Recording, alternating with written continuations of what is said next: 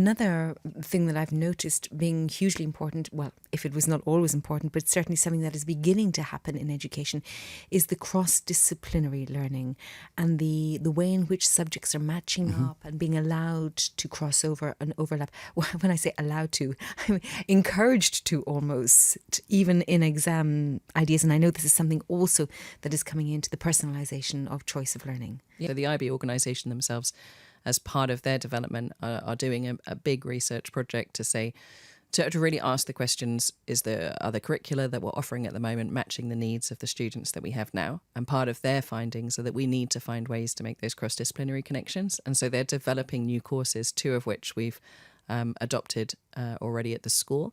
One we started teaching this year, Environmental Systems and Societies, which blends the social sciences with science itself. It's incredibly popular. We're quite blown away by how popular it's been and continues to be.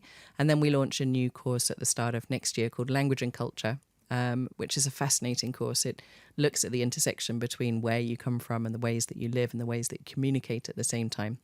So there are aspects of social anthropology in the curriculum at the same time, but we're also looking at a lot of detail of linguistics so that we understand how we communicate. And I'm saying this as a chemistry teacher, not as linguistics teacher. So this is on the edge of my expertise. But the way that we can study how people communicate together in groups, why they do, and what the intersection with culture is fascinating. And so we already have our first cohort signed up for that for next year as well.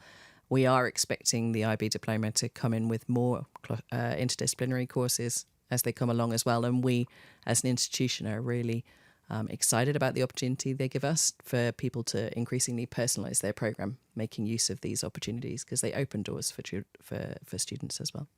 Now, Catherine, you've just come back really from, China. And I have never been to China, but from what I know, we are told the education system there is quite different. I know you were at an international school there, but they're very forward-thinking, they're very driven students, they're high-achieving students often, and the way in which they learn is sometimes seen as different. I don't know, but please tell us what you found with your time in China, the good and the bad, and what you want to bring back to Europe, which in various capacities I'm hearing that Europe is not innovative enough, it's not forward-thinking enough, it's not in the race globally on innovation. Well, it has very good innovation, but it doesn't bring it to market. So what can you bring to Europe from your time in China? Wow. Nothing big on your shoulders or anything, but just what you learned. Well, first of all, if you haven't been to China, you need to go to China. What I'd learned about China before I went was completely different to what I experienced. The people there were just absolutely so welcoming. The students aren't all studious and hardworking, so they're just like we are over here. We've got children that work very hard, and we've got others that don't work very hard. But there is this more, the negative, I would say, is that the children are going towards possibly a career that their parents would want them to go to. And it's very much we follow in the family footsteps.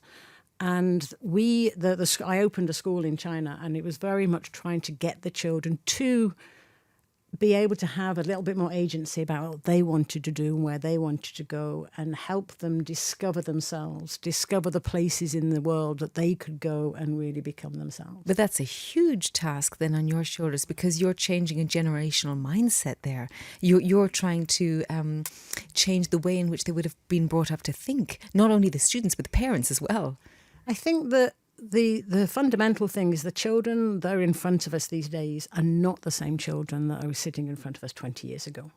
And the world has changed, technology's changed, the access to information has changed. And so the children's attention span has changed. So around the world, whether it's China or whether it's here, the children sitting in front of us are not the same children that were sitting in front of us 10, 15 years ago. And so we've really got to adapt education to meet the needs of the child and be ready for the future, which we are, as we always say, we're preparing the children for the futures that we do not know. And so it's not really breaking anything. It's just that there are so many different jobs out there now. Before we were going towards being a doctor or a lawyer or a nurse, but now there's so many different jobs out there.